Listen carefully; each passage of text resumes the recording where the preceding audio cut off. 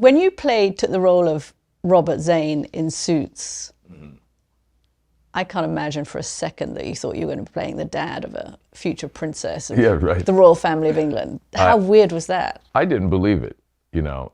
Like when everybody was aware that Meghan was dating Prince Harry, I was like, man, you guys are making it up, you know. And then one day I showed up on set, we were doing a scene, and she was engaged in the show, and wasn't engaged yet. And we were in a car, and we were about to get out of the car, and they said, no, stay in the car, stay in the car.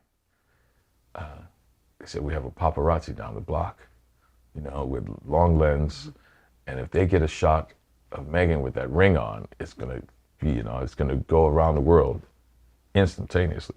So Meghan, take the ring off. They go, okay, now get out. And I said, wow, you guys are going through all of that. And then when we got out of the car, there was this rock solid secret agent MI5 guy security that took Meghan and whisked her off. He said, I'll take it from here, you know. And I was like, I heard the British accent. I said, oh, it's real. It's the real deal. And they sent security over, and they had security, and that's when I knew they were dating. Okay, you've taught acting, right? Yeah, I've tried to. I want to try to learn something. Okay. How do I say New Orleans? It's the hardest city in America for a foreigner to pronounce. If you think of the French rhythm, Orléans. Yeah. We have the French rhythm without the French sound. New Orleans. So that's the way to think of it. New Orleans. So think of Orleans now. Okay. I knew it wasn't There that is simple. the tourist trap of New Orleans. Nobody down there says New Orleans. But it looks good on a t-shirt, right? N''AWLINS. New Orleans. I went to New Orleans. Nobody says that. And then there is an unwritten rule of you say New Orleans to rhyme in a song or a poem. Do you know what it means to miss New Orleans and miss her each night and day? And I tell you what's more, when you miss the one you care for, more than you miss New Orleans. Pops, Louis Armstrong. Very nice. So that's the rule. That's your acting lesson for the day. New Orleans. New Orleans. New Orleans. There you go. I have a funny feeling I'd be taken for a tourist anyway if I open my mouth downtown. New Orleans is important to you. Mm-hmm. You grew up here. You were here the night before Katrina hit. Yes. In fact, you would have been here with a hangover. Yes. When Katrina hit. If your family had not persuaded you to leave. I came down for a family vacation. I was meeting family here. I got to the city and there was all the hubbub at the airport. I said, what's going on? They said, the hurricane. I said, the one in Florida? They said, yeah, it's coming here. And I'm like, oh, no. And I went out that Saturday night, you know, and my mother was concerned we should leave. I'm like, oh, we don't have to leave. It's just a hurricane. We've stayed through many.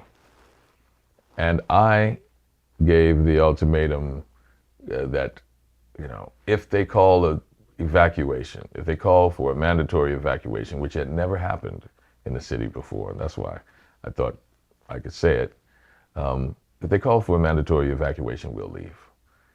The next morning, they called for a mandatory evacuation. It's like my mother called my bluff, really. She said, we're leaving.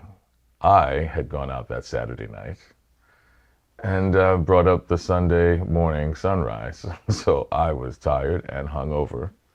And we were packing the cars. My nieces were here and my sister-in-law, my mom and dad. And I'm packing the cars. And I'm like, I'll stay, you guys go. We were going out to relatives outside the city. And I said, you go, I'm going to stay. And I went to sleep. I woke up a half an hour later and they were still packing the cars. So I said, okay, I'll leave with you. If you guys are still here, I'll leave. Had I not, I would have been in some of the deepest flooding of the city. My neighborhood of Pontchartrain Park had 20 feet of water and sat in it for 2 months. You lost friends. We lost 9 neighbors. We went to church that Sunday morning, and the Bynums, they lived around the corner from us, an elderly couple. And my father said, "You guys leaving?" I said, "No, we're going to stay." He said, "No, we're going to leave." I said, "All right, well, you guys take care." And that was the last time we saw them. They found Miss Bynum in a tree. So the desperation of trying to leave the water, escape the water, she had climbed into a tree, and the tree fell over into the flood. So I always think of them, and how I wish they had left, and so thankful that we had.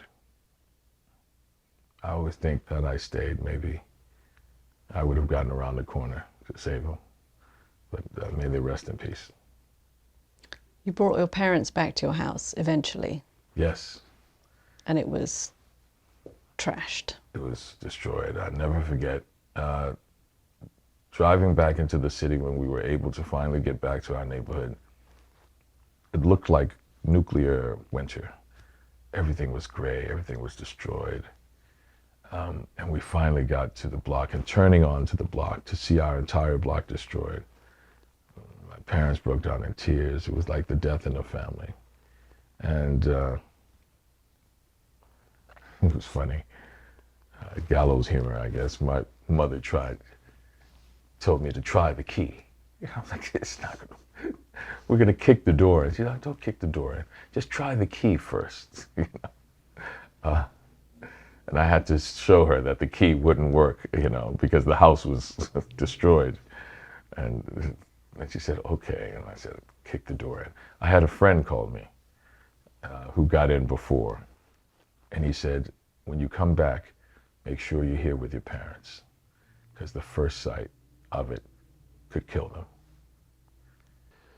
My father was 80, my mother was, in her late 70s. And at the end of their life, in the golden years, to lose everything. And my father just wept and said, this is our whole life. We raised our boys here, we raised our boys here. So I knew my goal was to get them home before they died. So I really worked hard to rebuild the home as fast as possible to get them back. And I did, to the point that they were like one of the few people back in the neighborhood of 1,000 homes, maybe just a few people. And then neighbors said, Wendell, you got your parents back, the neighborhood is never going to come back, but you can bring attention to it.